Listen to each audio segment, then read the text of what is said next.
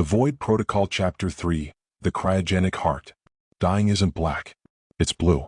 I hit the surface of the coolant reservoir at a terminal velocity that should have shattered every bone left in my body. But physics works differently here. I didn't shatter. I sank. The liquid wasn't water. It was a cocktail of superfluid helium mixed with industrial coolant, kept at a temperature so low it shouldn't exist in liquid form. It had zero surface tension. I punched through the surface like a bullet through smoke, plunging instantly into a depth so cold it felt like being skinned alive. The shock hit me before the pain. It was a physical blow, a sledgehammer to the chest that seized my lungs and froze the scream in my throat. The air was ripped from my body by the sheer pressure change. My vision, usually cluttered with HUD data, warning signs, and Vex tactical overlays, was wiped clean. No red text. No glitching artifacts. Just an endless, suffocating cobalt blue. I was falling in slow motion now. The viscosity of the fluid slowed my descent, trapping me like an insect in amber. I floated in a graveyard of silence, watching the surface recede above me, a shimmering ceiling of light that seemed miles away. Vex, I tried to scream, but my mouth filled with the freezing liquid. It didn't taste like water. It tasted chemically sweet, like battery acid mixed with sugar. It coated my tongue, numbing it instantly, and slid down my throat like liquid glass. I gagged, my throat constricting, but the fluid forced its way in. System? Critical. Vex's voice was a distortion in the water, a vibration against my skull rather than a sound. Core. Temp. Dropping. Hypothermia. Imminent. Metabolic. Shut down. I kicked my legs trying to swim upward toward the light, toward the air. But my body didn't respond. The signal from my brain to my muscles was being intercepted by the cold. My blood was turning into slush. My heart, pumping frantically a moment ago, sputtered like a dying engine. My one remaining hand clawed uselessly at the fluid, fingers stiffening into claws. I looked up. Far above me, through 50 meters of blue liquid, I saw the surface rippling. Shapes were breaking through. The Gilded Stalkers. They dove in after me. Their heavy, golden metal bodies didn't struggle against the fluid. They cut through it like anchors. They sank fast, trails of bubbles following them like strings of pearls. Their blue eyes burned in the dark water, tracking my heat signature, what little was left of it. They were relentless. They didn't need to breathe. They didn't feel the cold. They were just gravity given form. I looked down. There was no bottom. Just a darker shade of blue, spiraling down into an abyss of machinery. Massive cooling pipes, thick as subway tunnels, crisscrossed the darkness like the roots of a world tree. They were ancient, covered in layers of frozen sediment and biofilm. And clinging to the pipes were things. Cocoons. Thousands of them. Translucent, gelatinous sacs stuck to the metal pipes like barnacles, glowing with a faint, rhythmic bioluminescence. They pulsed. Thump. Thump. I drifted closer to one as I sank. The light from the cocoon illuminated what was inside. It wasn't a fish. It wasn't a machine. It was a child. A human child, curled into the fetal position, floating in the amniotic fluid of the sac. But it wasn't right. Cables were fused into the child's spine. Its skin was translucent, revealing wires weaving through its organs. And its eyes were open, staring blindly into the blue dark. This wasn't just a reservoir. It was a nursery. Zenith Corp hadn't just been harvesting adults for the server core. They were growing something down here. A new generation. Or spare parts. Vex, I thought, the words forming sluggishly in my freezing brain. Inject everything. Every stim left. Reserves? Depleted? Vex's voice was fading, becoming part of the background hum. Initiating. Hibernation. Protocol. Preserve. Cortical. Stack. No. I panicked. Hibernation meant sleep. Sleep meant death. If I closed my eyes now, I would never open them again. I would become just another frozen ghost in this underwater cemetery. Keep me awake. But the darkness was heavy. My vision began to tunnel. The blue turned to gray. The cold stopped hurting. It started to feel warm. A gentle, inviting warmth that started in my fingertips and spread to my chest. That was the end. The final lie of the body before it gives up. The euphoria of freezing. I closed my eyes. You? Loud. The voice didn't come from Vex. It didn't come from the stalkers. It resonated in the water, vibrating the fluid inside my own cells. I blinked, fighting the heavy lids. Drifting in the fluid in front of me was a figure. It wasn't human. It was digital. A hologram projected directly into the liquid, but solid enough to displace the water. It glowed with a harsh, white static interference. It was the girl from the chip. Alara. She was floating cross-legged in the freezing void, wearing a simple white hospital gown that rippled in currents that didn't exist. Her feet were bare. Her skin was pixelated at the edges, constantly shifting and re-rendering. Her eyes weren't blue or gold. They were static, white noise confined in irises. She reached out. Her hand passed through the water without resistance. She touched my chest, right over my stopping heart. "The noise is hunting you," she said. Her mouth didn't move. The words were injected directly into my mind. "Be quiet, scraper." "Help." I mouthed. "I cannot hold you," Alara whispered, her image flickering like a bad signal. "But I can push." She pushed me. It wasn't a gentle shove. It was a kinetic blast. A shockwave of pure force slammed into my chest. I was launched backward, propelled through the water with the force of a torpedo. I shot past the sinking Gilded Stalkers, missing their grasping golden hands by inches. I shot past the glowing cocoons, blurring into streaks of light. I was driven deeper, faster, into the darkness where the pipes converged into a black maw. I slammed into a metal grate at the very bottom of the tank. The impact was brutal. The rusted metal gave way under the force. I tumbled out of the fluid, falling through the broken grate, crashing onto a hard, dry surface. I gasped, sucking in a breath that felt like inhaling broken glass. My lungs spasmed, expelling the blue fluid in violent retches. I rolled onto my side, coughing, shivering so violently my teeth clattered like dice in a cup. Every muscle in my body seized, locked in a rigor of cold. "Vex." I wheezed. "Report." Static. Then a slow, groggy reboot sound. "System rebooting." Vex sounded damaged, its audio synthesis lagging and skipping syllables. "Internal temperature, 28 degrees Celsius. You're in stage 3. Hypothermia. Cardiac arrhythmia detected. We are alive. But location unknown." I forced my eyes open. My eyelashes were frozen together with ice crystals. I rubbed them with my numb stump until I could see. I pushed myself up to my knees, swaying like a drunkard. I wasn't in the Zenith Spire anymore. Not the one I knew. I was in a cavern. A massive, hollowed-out space beneath the city's foundations. The air here was dry, ancient, and smelled of dust and ozone. The walls were natural rock, damp and glistening with condensation. But growing out of the rock were machines. Ancient machines. These weren't the sleek, white plastic tech of Zenith Corporation. These were monoliths of black iron, brass, and vacuum tubes. They were the size of buildings, covered in centuries of rust and oil. They hummed with a low, throbbing bass note that shook the floor beneath my boots. Thick cables, wrapped in braided cloth insulation, ran across the ground like snakes, pulsing with a sickly yellow light. I dragged myself toward the nearest machine. It was a server bank, but it used magnetic tape reels, technology so old it belonged in a museum. The reels spun slowly, clicking rhythmically. Click-clack, click-clack. I wiped a layer of grime off the brass display plate. The logo etched into the metal wasn't Zenith. It was a symbol I had only seen in conspiracy tridcasts and band history books. A serpent eating its own tail wrapped around a microchip. The Omega Consortium. The first corp, I breathed, my voice cracking. The history books said they went bankrupt in 2040. They lied. They didn't go bankrupt. They went underground. Analysis, Vex said, its voice stabilizing. Carbon dating of the alloy indicates 200 years. This is pre-collapse technology. This is the foundation, Kaelen. Zenith built their spire on top of this. I looked around the cavern. It stretched for miles, a graveyard of forgotten tech that was still running, still processing something. And standing in the center of the cavern, surrounded by these iron giants, was a structure I recognized. It was a gateway. A massive circular ring 10 meters tall, made of the same fused bone as the tower in the sky. But this one was old. Fossilized. The bones were yellowed and cracked.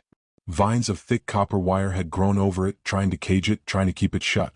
But the seal was broken. The black tar, the null fluid, was leaking from the center of the ring. It wasn't a flood like in the garden. It was a slow, steady bleed. It pooled on the cavern floor, dark and reflective, mirroring the spinning tape reels. Kaelen. The voice of Alara returned. I spun around, raising my pulse pistol with a shaking hand. She was standing by the pool of black tar. Her hologram flickered, illuminating the dark cavern with a ghostly blue light. She wasn't looking at me. She was pointing at the bone ring. My father built the lock, she said, her static eyes filled with an infinite digital sadness. He tried to keep the stars out. But Zenith broke the key. And now the ocean is leaking in. Who are you? I demanded, my teeth chattering uncontrollably. Are you an AI? A ghost? Why are you in the chip? I am not an AI, Ilara said, turning to face me. I am the protocol. I am the Void Protocol. And you, Scraper, you are the glitch that needs to patch the hole. I'm not a hero, I spat out, clutching my frozen chest. I'm just a guy who wants to get paid. Payment is irrelevant when the currency is existence, she replied. She looked up. From the darkness above, where the broken grate hung, the sounds of metal scraping on rock echoed down. Clang. Screech. The Gilded Stalkers had found the grate. They were coming. I could hear the heavy thud of their golden feet hitting the cavern floor. They are here, Ilara said. The Golden Men. They want to eat your name. Where do I go? I asked, desperation rising. There's no exit. Run to the archive. She pointed deeper into the maze of iron machines. Find the source code. Find the master terminal. You must execute the purge. Purge what? Everything, she whispered. And then she vanished. I stood up, my frozen clothes cracking with every movement. I looked at the ancient machines, the leaking bone gate, and the darkness stretching out ahead. The sound of the stalkers was getting closer. I could see the glow of their blue eyes in the mist above.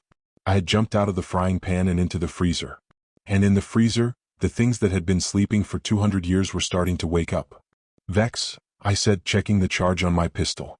Can you interface with this Omega tech? Attempting handshake protocol, Vex replied. It is archaic. Primitive. But, yes, I can speak to it. Good.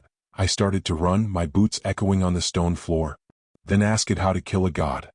The silence of the cavern wasn't empty, it was heavy. It pressed against my eardrums with the weight of 2 centuries of buried history. I limped deeper into the maze of the Omega Consortium, my boots leaving wet, dark footprints on the dusty concrete floor. The air here was drier than the tank, but it carried a smell that made my skin crawl. The scent of ozone, magnetized iron, and stale, recycled oxygen that had been circulating in this tomb since before my grandfather was born. My hypothermia was evolving. The violent shivering had stopped, replaced by a dangerous, narcotic lethargy. My limbs felt heavy, remote, as if I were piloting a meat suit that was slowly running out of battery. Vex, I whispered, the sound barely escaping my frozen lips. Navigation. Mapping in progress, Vex replied. Its voice was clearer now, but it carried a tone of digital reverence I hadn't heard before. Kaelen, the architecture here. It is recursive. The layout of these server banks mimics the neural pathways of a human brainstem. This isn't just a storage facility. The entire cavern is a processor. I looked up at the machines towering over us. They were monoliths of black iron and brass, covered in layers of dust that looked like gray fur. Vacuum tubes the size of artillery shells glowed with a dim amber light, flickering rhythmically. Thrum, thrum, thrum. But it was the sound that unnerved me the most. Click-clack. Whir. Click-clack. Millions of magnetic tape reels were spinning. They lined the walls like books in a monstrous library, spinning back and forth, reading and writing data in a chaotic dance. Ribbons of magnetic tape stretched across the room like spider webs, feeding into central readers that chattered like teeth. It's loud, I muttered, leaning against a warm generator casing to steal some heat. For a graveyard, it's too damn loud. It is not random, Vex corrected. I am analyzing the magnetic flux patterns. Kaelen, these tapes aren't storing code. They are storing phonemes. Memories. Emotions. What do you mean? Listen. Vex adjusted my auditory implants, filtering out the mechanical noise and isolating the magnetic frequency. Immediately, the click-clack of the machines transformed. It wasn't noise anymore. It was voices. Project Alpha failed, subject destabilized. I don't want to die, please, the upload hurts. They promised us eternity. It's dark in here, so dark. A million whispers, layered over one another, trapped on magnetic tape for 200 years. The ghosts of the Omega Consortium. They hadn't gone underground to hide. They had gone underground to upload themselves. And they had gotten stuck in the analog purgatory. Turn it off, I hissed, clutching my head. Vex, cut the audio feed. The voices vanished, replaced by the mechanical clatter. They failed, I realized, looking at the spinning reels with horror. Zenith perfected the organic server, but Omega, They tried to put ghosts into machines. And it didn't work. Crash. The sound of metal tearing echoed from the cavern entrance behind us. The Gilded Stalkers had breached the perimeter. Proximity alert, Vex warned, dropping its volume to a tactical whisper. 3 targets. Closing fast. They are tracking your thermal trail. You are leaking heat like a flare. I need to mask it. I looked around frantically. Where? The heat exchangers. The brass pipes running along the floor. They are venting excess thermal energy. If you press against them, your signature will blend with the machine. I scrambled toward a cluster of thick brass pipes leaking steam. The metal was hot, painfully hot against my frozen skin, but I forced myself to crawl underneath them, wedging my body into the cramped space between the pipes and the server bank.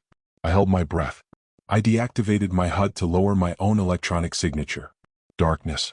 Just the amber glow of the vacuum tubes and the click-clack of the tapes. Then I saw the light.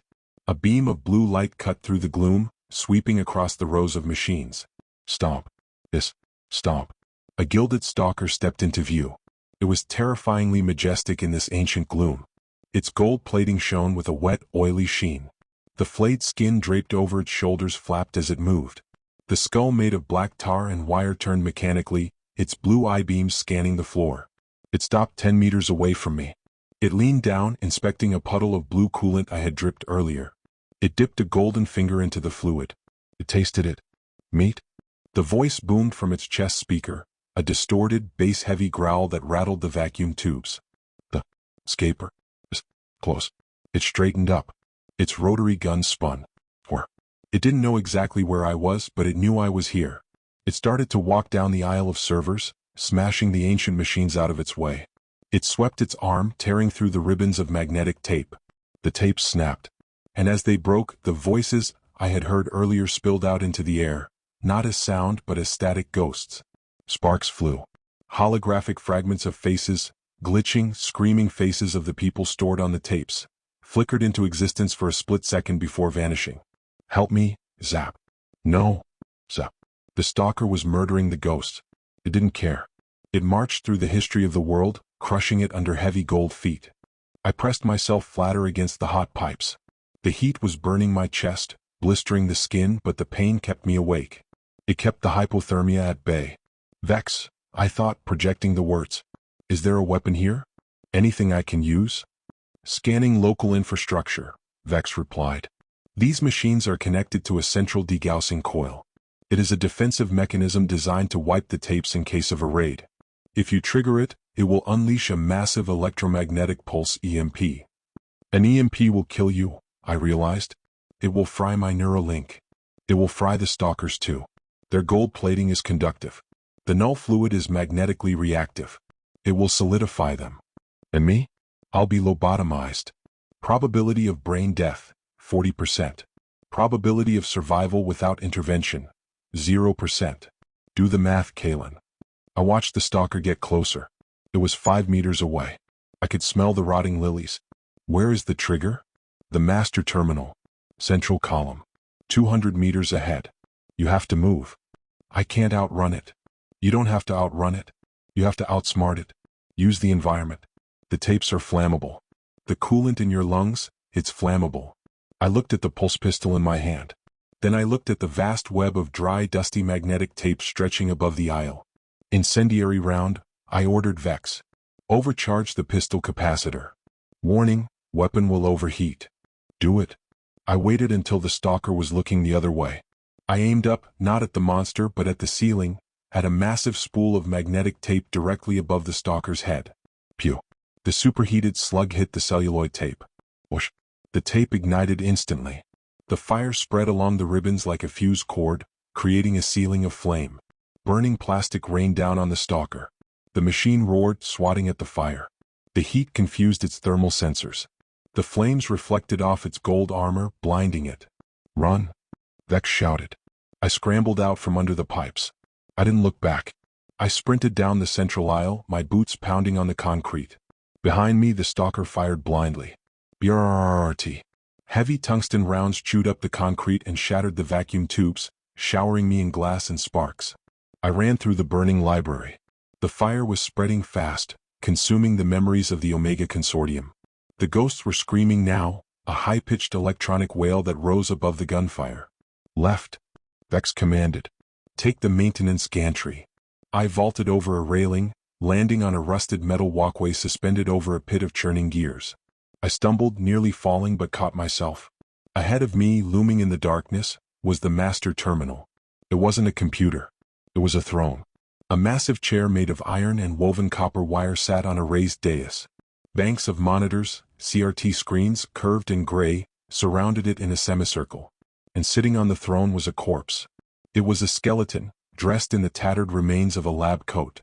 But the skeleton wasn't just sitting there. Its skull had been opened. Thick cables ran from the empty cranium into the massive computer bank behind it.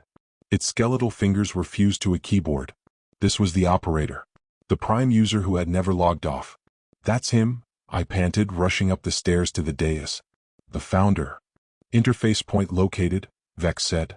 Base of the skull. You have to jack in physically, Kaelen. Wireless is impossible. I reached the throne. The skeleton grinned at me with metal teeth. I pulled the data jack cable from the port behind my ear. My hand was shaking so bad I missed the socket twice. Boom. The walkway behind me exploded.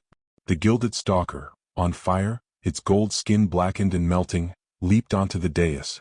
It landed with a force that cracked the stone floor. It had lost its gun arm. But its other hand, the golden claw, was reaching for me. No. Reset, it roared. We are eternal? It lunged. I jammed the cable into the skeleton's skull. Click. Connection established. My world dissolved. I wasn't in the cavern anymore. I was inside the machine. It was a white void. A blizzard of static. And standing in the center of the storm was a man. He looked normal. No gold. No tar. He wore a white suit and glasses. He looked at me with tired eyes. You're late, he said. Who are you? I screamed, my voice echoing in the digital space. I am Omega, the man said. And you have brought the infection to my doorstep. Back in the real world, my body was seizing. I could feel the Gilded Stalker's hand wrapping around my throat, lifting me off the ground. I could feel the heat of its burning chassis. But in the void, time was frozen. The girl, I said. Alara. She said to find the source code. To execute the purge. Omega sighed. He pointed a finger at me. The purge requires a biometric key scraper. It requires a sacrifice. The system needs a new admin to authorize the deletion. What sacrifice? You, Omega said. To wipe the null code, you have to become the code.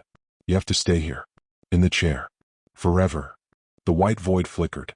I saw the Gilded Stalker's face inches from mine, its jaw unhinged to bite my face off. I had a choice. Die by the monster. Or die by the machine. Vex, I thought, hoping the AI could hear me across the interface. Unlock the degaussing coil. Override the safety. Kaelen, Vex's voice came into the void, faint and static-filled. If I do that, I will die too. My core code will be erased. We're already dead, Vex. Let's make it loud. Omega smiled. It was a sad smile. Very well. Authorization accepted. I opened my eyes in the real world. The stalker's teeth were an inch from my nose. The smell of rotting lilies was overpowering. I looked into its blue LED eyes. Game over, I whispered. I slammed my hand onto the enter key on the skeleton's keyboard. Execute, global degauss. A sound like the universe tearing in half. The degaussing coil, a massive copper ring in the ceiling, fired. It wasn't an explosion. It was a magnetic shockwave.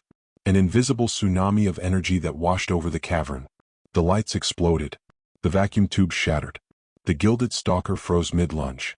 The blue light in its eyes died instantly. The gold plating stopped rippling. The black tar inside it boiled and solidified into ash. The machine turned into a statue. A dead, heavy statue. It fell forward. Its weight slammed into me, pinning me against the throne. And then the darkness took me. Not the darkness of the void. The darkness of silence. Vex was gone. The HUD was gone. The voices were gone. Just me. Alone in the dark. Buried under a golden corpse. Silence is heavy. I never knew that before. I had spent the last 5 years of my life with a constant companion. Vex wasn't just a voice in my ear. It was a layer of augmented reality painted over the ugly truth of the world. It was a stream of data, a tactical overlay, a second heartbeat syncing with my own. It filled the empty spaces of my mind with logic and numbers. Now there was nothing. The global degauss had worked. The electromagnetic pulse had wiped every circuit within a 5-mile radius. The hum of the ancient machines was gone. The flickering amber lights of the vacuum tubes were dead. Even the rhythmic click-clack of the magnetic tapes had ceased. The only sound left in the universe was the wet, ragged rattle of my own breathing. I was pinned. The Gilded Stalker, now just a 2-ton statue of cooling gold and steel, lay across my legs. The heat radiating from its chassis was fading, replaced by the damp chill of the cavern. The smell of ozone, the sharp scent of the EMP, hung thick in the air, masking the rotting lily stench of the null fluid. Vex, I whispered, was a reflex, a muscle memory. I waited for the crisp, sarcastic reply. I waited for the damage report, the survival probability percentage, the dry insult about my poor life choices. Nothing. Just the echo of my own voice bouncing off the cold stone walls. The silence pressed against my eardrums like deep water. It felt like I had gone deaf, but I hadn't. I could hear the blood rushing in my ears. I could hear the creaking of the cooling metal above me. I was just alone. Truly, utterly alone for the first time since I pulled myself out of the gutter in Sector 44. I tried to move my legs. Pain shot up my spine, a jagged bolt of white lightning that made me see stars in the darkness. My left femur ground against the concrete floor. The stalker's weight was crushing me. Okay, I gasped, gritting my teeth until they felt like they would crack. Okay, no AI, no suit, just meat. I reached down with my one remaining hand. I felt the edge of the stalker's chest plate. It was solid gold, transmuted matter. It was beautiful and useless. I pushed.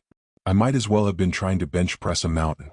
Panic began to rise in my chest, cold and sharp. I was going to die here. Not from a monster, but from simple physics. I would dehydrate in the dark, pinned under a golden corpse, surrounded by the ghosts of a dead corporation. No, the thought wasn't mine. Or maybe it was the part of me that Vex usually suppressed. The animal part. The rat part. Strip. My coat. My trousers. They were reinforced with ballistic weave and ceramic plates. They were heavy. And right now they were friction. I fumbled with the clasps of my coat. My fingers were numb, clumsy sausages in the dark. I unbuckled the chest piece. I wriggled, exhaling all the air from my lungs, trying to make myself smaller. I pulled my left leg. The fabric tore. I felt the skin of my thigh scrape against the rough concrete, tearing open. Warm blood flowed. I pulled harder. I screamed, a raw, guttural sound that tore my throat. Pop.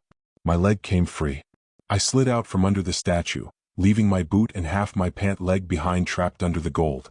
I rolled away, gasping, curling into a fetal ball on the cold floor. I was shivering violently again. The adrenaline from the red haze was fading, leaving behind a crash that felt like falling off a cliff. My body was a map of agony, fractured ribs, severed arm, hypothermia, flayed leg. I lay there in the absolute darkness. I couldn't see my hand in front of my face. Light, I croaked. I need light. I reached for my belt. The Faraday bag was there. My pulse pistol was there, now a useless brick of fused metal. I fumbled for the emergency pouch. My fingers brushed against a cylindrical tube. A chemical flare. Analog tech. The only thing an EMP couldn't kill. I grabbed it. I twisted the cap and struck it against the floor. This red light exploded into the cavern. It wasn't the clean, white light of an LED. It was a violent, sputtering crimson that smoked and hissed. It cast long, dancing shadows that stretched across the floor like reaching fingers. The cavern looked different in the red light. It looked like the inside of a beast. The silent machines loomed over me like ribs. The cables on the floor looked like veins.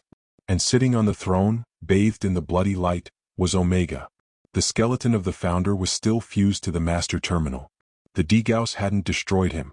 He was already dead. He sat there, grinning his eternal metal-toothed grin, watching me. I dragged myself up. I used the stalker's cooling body as a crutch, hauling myself to my feet. I leaned against the golden monster, panting. "You win," I said to the skeleton. "You killed the ghost. You killed my friend." The skeleton didn't answer. But something else did. "The ghost isn't dead, Scraper. It was just evicted." I spun around, nearly falling. I held the flare out like a weapon, the red smoke burning my eyes. Standing by the edge of the dais just outside the circle of light was Alara. She wasn't flickering anymore. She wasn't pixelated. In the red light of the flare she looked solid. She was wearing the same white hospital gown, but it was stained with oil and dust. Her feet were bare and bleeding. "You." I stepped back. The EMP. It should have wiped you. Your software. Elara stepped into the light. She looked at her own hands, turning them over. I told you, she said, her voice soft, devoid of the digital resonance it had before. It sounded small. Human. I am not an AI. I am the protocol. And protocols don't live in chips. We live in the space between the signal. What does that mean? It means I am not the lock, Kaelen. I am the prisoner. She walked past me. She walked right up to the Gilded Stalker. She touched the cooling gold with a look of intense curiosity. Gold? She whispered. My father loved gold. He thought it was the only thing that didn't rot. That's why they used it against him. The stars possess a sense of irony. I limped toward the throne, clutching my stump. The cauterized wound was throbbing in time with my heart. You said to find the source code, I said. You said to execute the purge. I hit the button. I fried everything. Why are we still here? Elara turned to look at the skeleton on the throne. The degauss was step one, she said. You silenced the noise.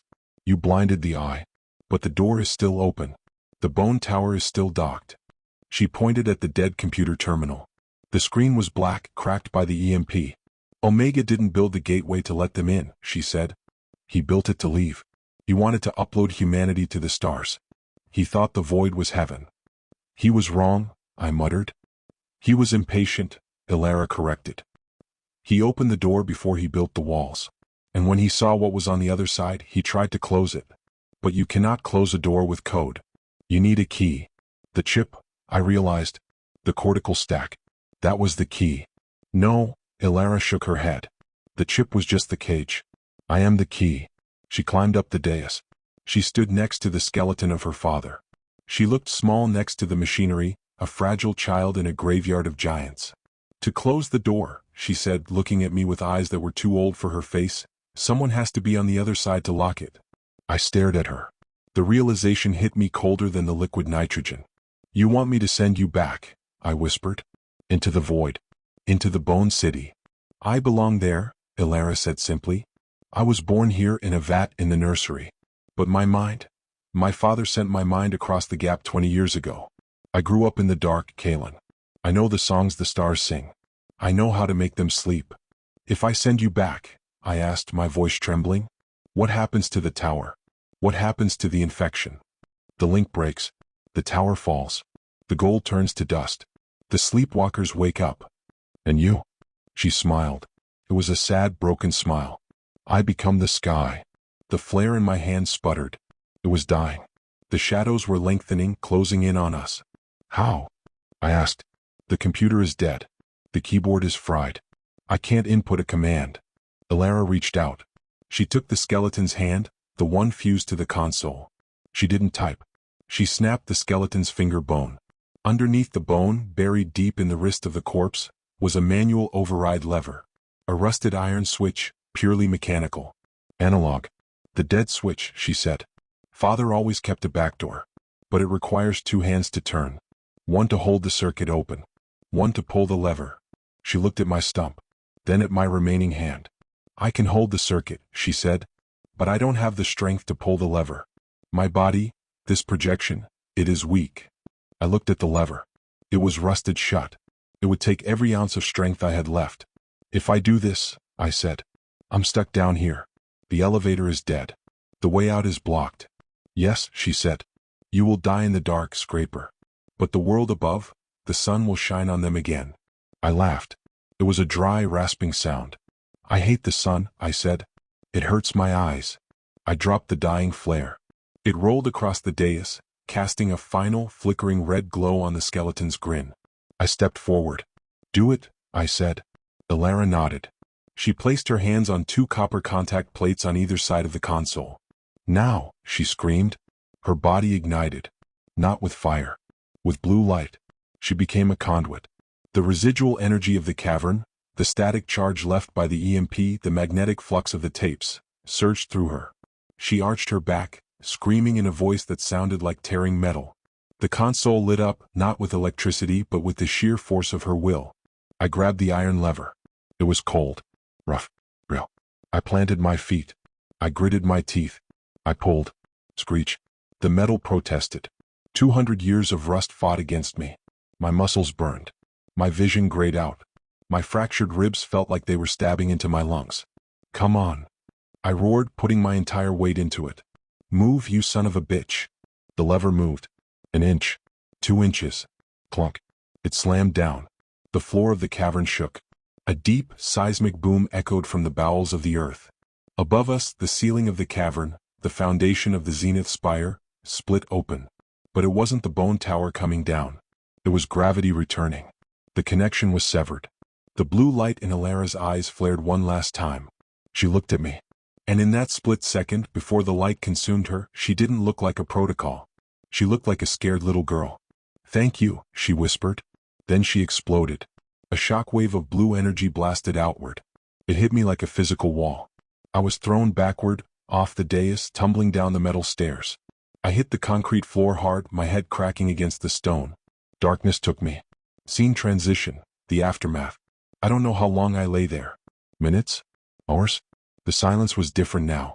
It wasn't heavy. It was empty. I opened my eyes. The cavern was pitch black. The flare had died. The blue light was gone. I tried to move, but I couldn't. My body was broken. I couldn't feel my legs. I couldn't feel my hand. I lay on my back, staring up into the dark. "Vex," I whispered. No answer. "Alara?" No answer. I closed my eyes, waiting for the end. Waiting for the cold to take me. And then, I felt it. A vibration. Bzzzzzt. It was coming from my belt. I moved my hand inch by inch until I touched it. My communicator.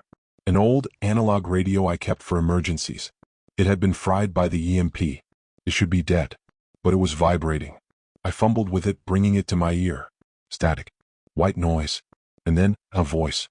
It wasn't Vex. It wasn't Alara. It wasn't the entity. It was a woman's voice. Distorted, faint, cutting through the interference. "Repeat, anyone? Sector 44. Spire is falling." I repeat. "The spire is coming down, looking for survivors." I tried to speak, but my throat was too dry. I clicked the transmit button twice. Click, click. "Signal received," the voice said, sounding shocked. "Identify. Who is this?" I licked my cracked lips. I looked up into the darkness, where a single tiny crack in the ceiling was letting in a beam of gray, dusty light. Real light. Sunlight. "This is Kaelen," I rasped. "I'm the guy who canceled the apocalypse." "Kaelen? Location?" "Hell," I said. "Basement level." I dropped the radio. I looked at the beam of sunlight. It fell on the golden hand of the dead stalker nearby. The gold was dull now. Just metal. I closed my eyes. I was broken. I was alone. I was buried under a falling city. But for the first time in my life, I slept without dreaming.